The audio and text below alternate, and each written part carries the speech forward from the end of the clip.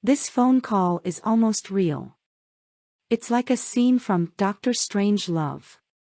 Or maybe Groundhog Day, because the call took place on February 2nd.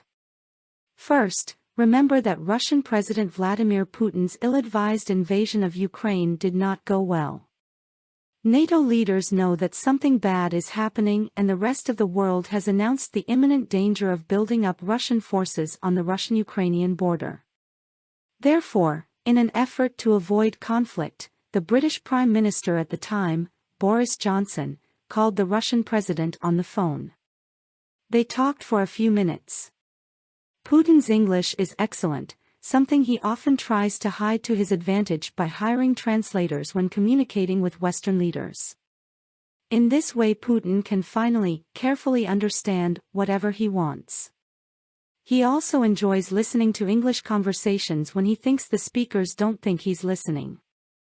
That day, Putin spoke directly to Johnson. Putin spoke in an incredibly friendly manner. It finally became clear to the president that Putin was having fun. Early on, Johnson struck a friendly letter. He didn't think Putin should worry. He told Putin that Ukraine will not join NATO soon. He added that a war in Ukraine could involve NATO forces and would be a complete disaster for Russia. That's when Putin said things like, "Boris, I don't want to hurt you, but with a weapon it will only take a minute."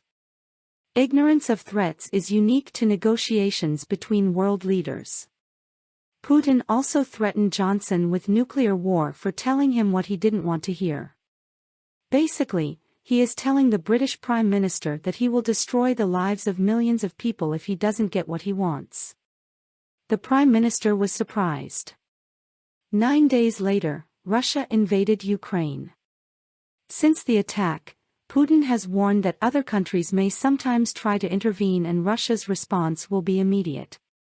It is clear that the use of nuclear weapons is on the table, without actually saying it in many words. Moscow has denied that Putin said such a thing to Johnson during the talks nearly a year ago. Of course, Putin has long established himself as a pathological liar, so his denials make no sense. It's unfortunate that Johnson himself is famous for turning away from the truth. And in this case, such a statement corresponds to the kind of man Vladimir Putin has shown himself to be, and the kind of things he has shown that he is capable of. And, as always, ladies and gentlemen, brothers and sisters, friends, stay safe.